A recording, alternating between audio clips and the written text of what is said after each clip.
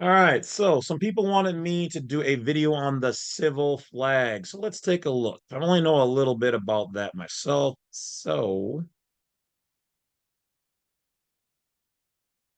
let's see what we can find. Hope everyone is having a fantabulous day. If not, well, it's still early enough to change it around. If you let people put you in a funk, then they will funk you up.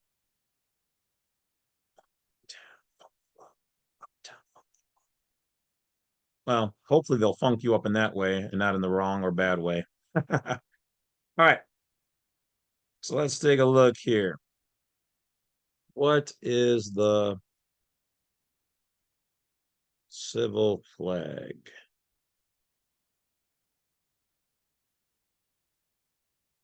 A civil flag is a version of the national flag that is flown by civilians on non-governmental installations or craft. Let's break this little sentence down real quick. So, obviously, civil or civilian is opposite of military, army, occupied, employed, employment, occupation. So, this is a civilian, non-combatant, non-belligerent flag. This is a version of the national flag that is flown by civilians on non-government. So, okay, so then that means that what we call as our national flag, the opposite would then is that that is flown on governmental installations and craft.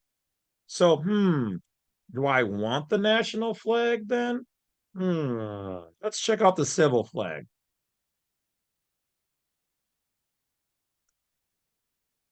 The civil flag and states, okay, well, that's of Peru.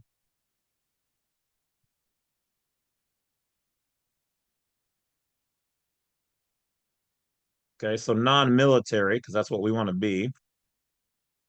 In some countries, the civil flag is the same as the state flag. Okay, well, I happen to know it's not the one we're specifically checking in on, but the information is basically the same. Okay, so let's see what we got here.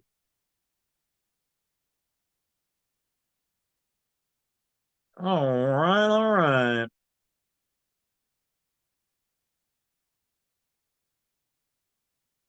So this comes to us from uscivilflags.org.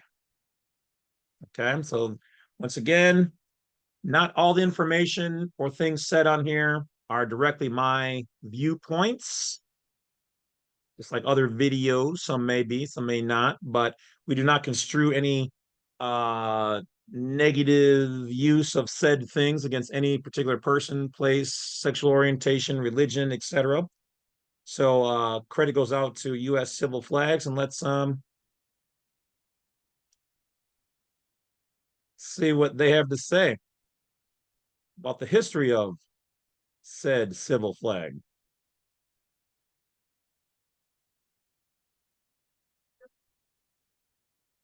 Versus military purposes, was designed in 1799 by Oliver Wolcott Jr., the Secretary of the Treasury under John Adams.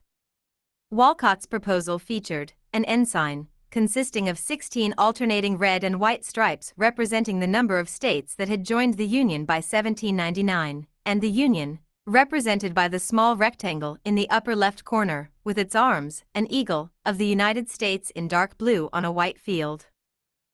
It is significant that Wolcott's new civilian flag had vertical stripes, not horizontal. This was done. Woo! It had vertical, standing upright.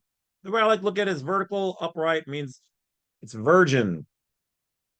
Horizontal, well, laying down horizontal, that's for, well, you get it.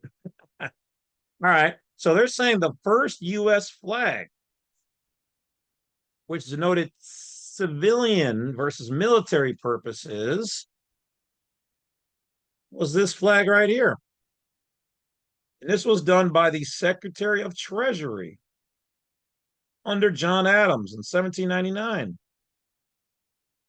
Now, as far as I know, they haven't disbanded the flag and prevented it and considered it illegal to use or something like that. They just moved to a different flag, but I could be wrong. Let's listen to more of the story. Done so that non-military ships would be easily recognized and not fired upon as they tried to hail and board foreign vessels. This new flag was actively flown on revenue cutters, what we now call Coast Guard cutters. The original purpose of the revenue cutter was to collect tariffs and other taxes that were imposed on foreign goods. The revenue cutter ensign had vertical stripes to denote civilian authority under the Treasury Department rather than military authority under the War Department. The first U.S. civil flag, 1799. In the early days of our nation, horizontal stripes became the accepted practice for use over military posts, and vertical stripes were used over civilian establishments. The use of the civilian flag also spread to merchants and common citizens to symbolize their constitutional rights. The civil flag had red and white. Whoa. In the early days of our nation, horizontal stripes became accepted practice for the use of military posts, and the vertical stripes were used for civilian establishments. So this is founded from the Treasury and utilized and recognized so that you could tell them you are a non-belligerent, non-combatant, not in the war. Don't fire on me. I'm not political, essentially.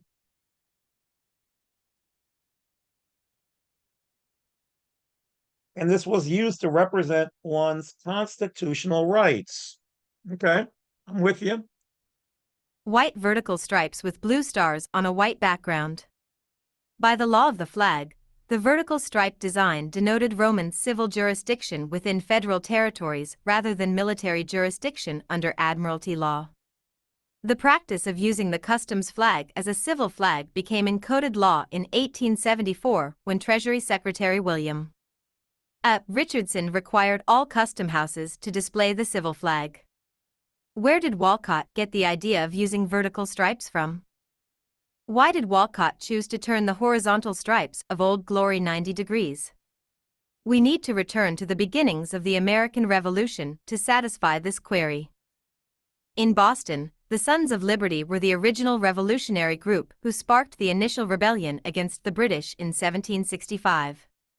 The Stamp Act was imposed by the British Parliament to tax all forms of legal documents within their American colonies. The Stamp Act created great unrest in America, especially in Boston, where an effigy of the local stamp agent, Andrew Oliver, was hanged and burned. Eventually, Oliver resigned, his home looted, and the stamps destroyed. The elm tree Oliver was hung on became known as the Liberty Tree. The Stamp Act Rebellion initiated the Stamp Act Congress, which gathered representatives from 9 of the 13 colonies. A petition of rights and grievances was drawn up declaring that the colonists were entitled to all the inherent rights and liberties of natural-born subjects.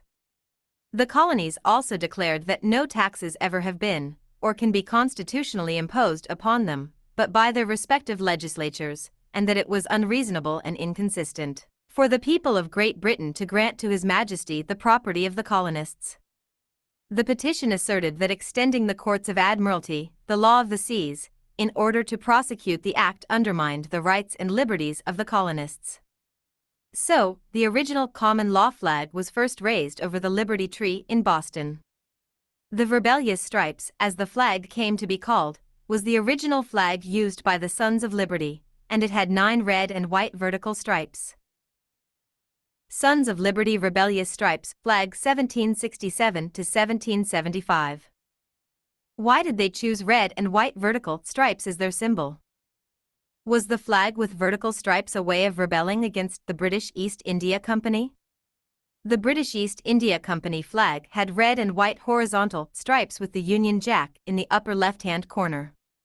The first official flag of the American Revolution was the Grand Union flag first flown by General Washington on January 2, 1776 at Cambridge, Massachusetts. Coincidentally, it was also the same exact flag as the British East India Company. It flew for over a year after the signing of the Declaration of Independence. an anonymous individual of European descent known only as the professor recommended the BEI company flag to Ben Franklin and the Flag Committee. It has been reported that this mysterious individual was none other than Jesuit General Lorenzo Ricci, head of the Jesuit order. General Ricci supposedly had died in a Vatican prison 6 months prior.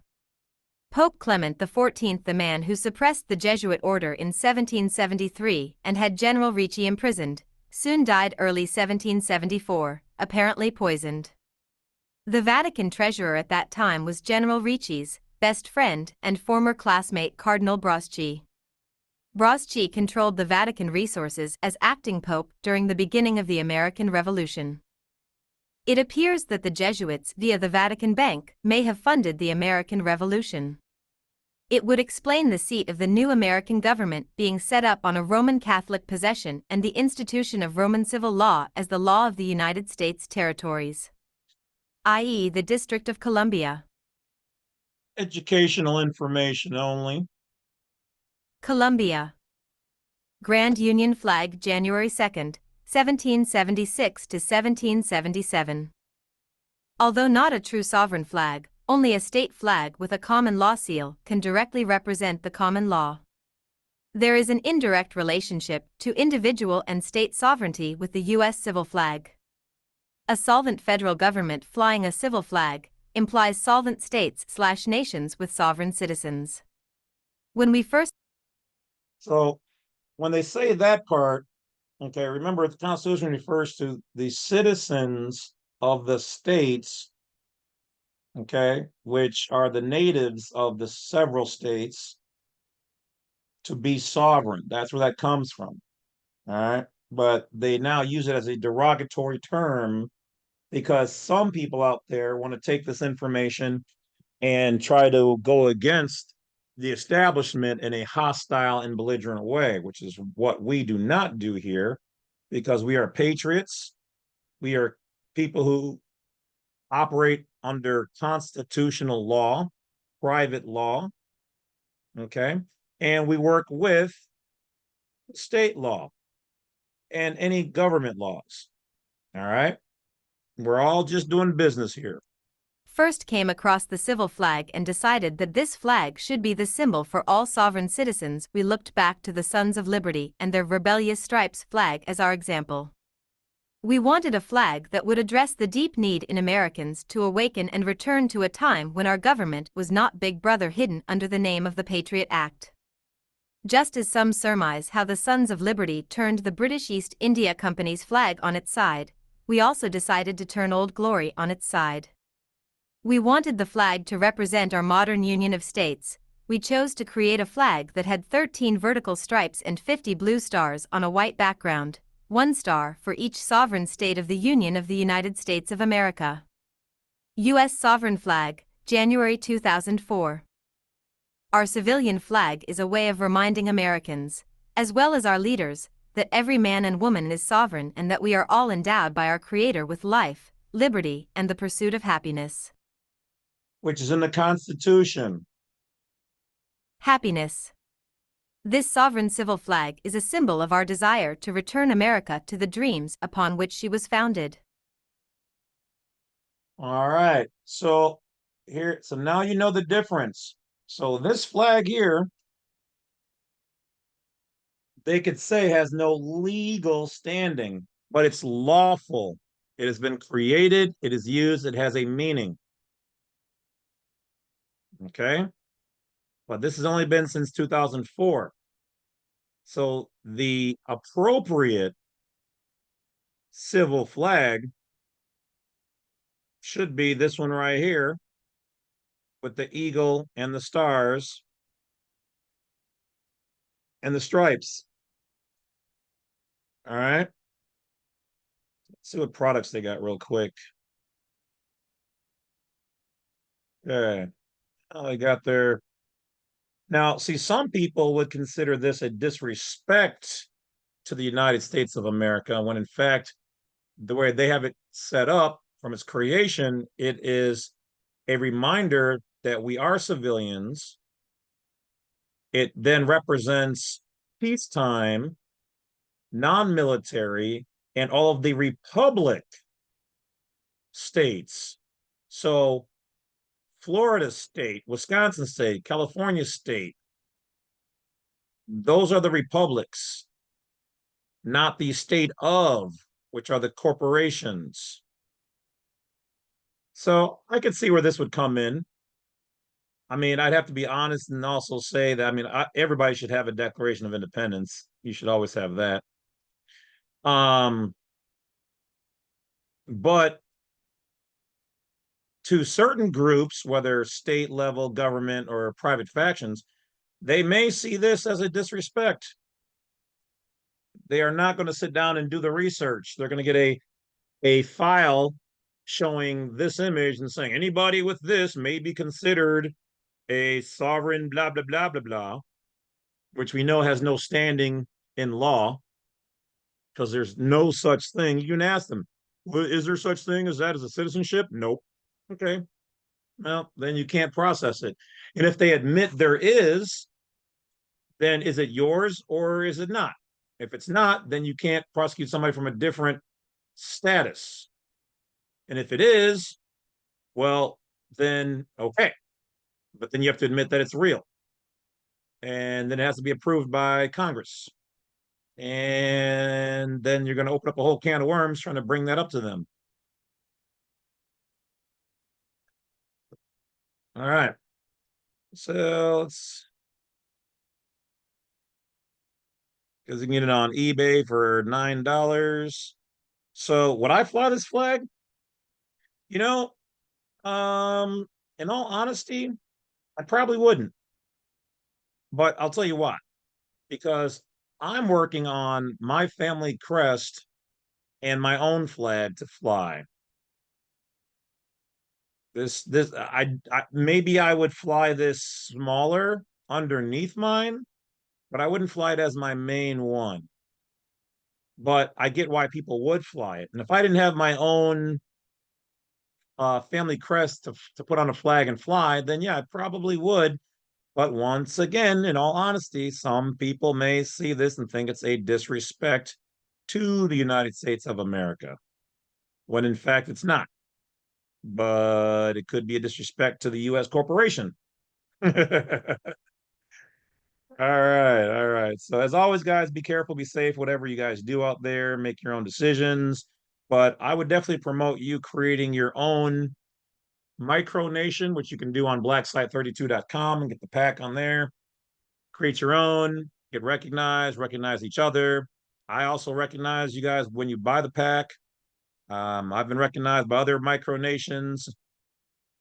And well, do your thing. But let's see here. The United States civil flag of peacetime.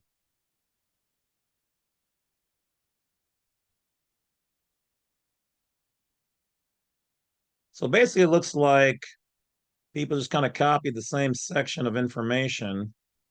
Here's the original one, but it's the other one. The picture shows that it had stars going across. So if I was gonna have one made, I would make it look like the original one with the stars going across. Or I don't know, maybe put all 50 stars in here with this symbol, you know, or you can go with the original. Whatever, whatever you guys want to do is up to you. All right. Because anything that's different is going to be, well, something different and foreign. Okay. Now it's interesting here that it's seen with the gold infringement on here.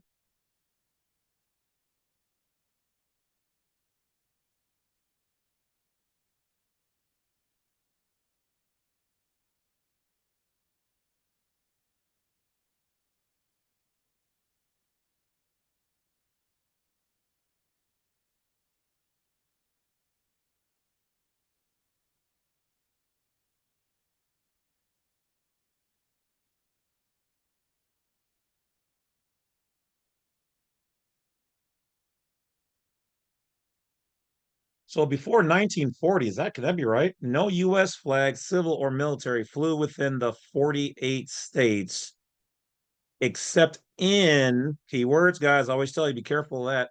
In federal settings and installations, only state flags did. Mm.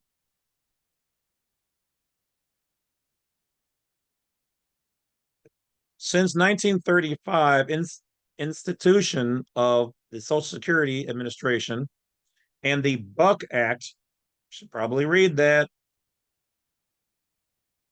overlaid, that's what I've been telling you guys, a federal territorial jurisdiction on, so I didn't say in, on the sovereign states. So once again, on the sovereign states would be Florida Republic. So what did they overlay the federal jurisdiction? They added zip codes and the term state of Florida and the zip codes. That became an overlay federal jurisdiction. They're saying here through the Buck Act and Social Security, they were all this together, bringing them under the Admiralty military. Okay, so once again, there's a separation here. They had an overlay. If you own the bed and the bed is free, and somebody throws a jurisdictional blanket on top of it, you still own the bed. But anybody who operates with the sheet,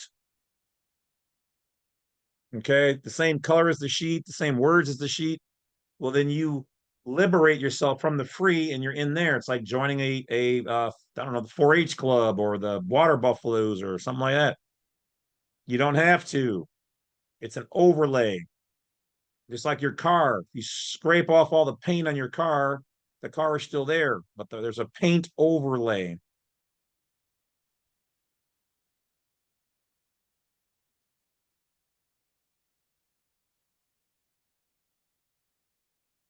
That's also why there's a difference between the gold fringed ones inside the buildings and then the American, though still yet basically military, over or outside. The outside one connected to the flagpole, the real geographical land is America. The one inside is the corporate. Okay.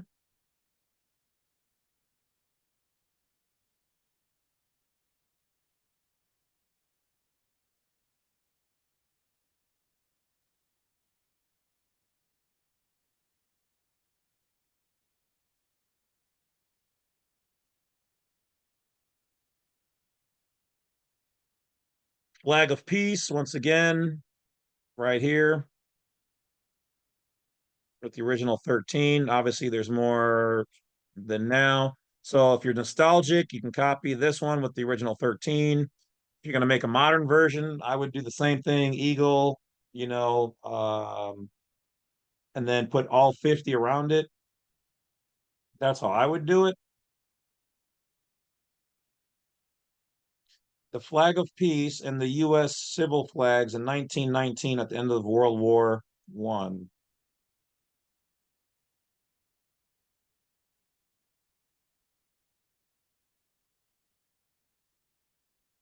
All right, there you guys go. That's all the basic information on what the civil flag is. So I'll talk to you guys later.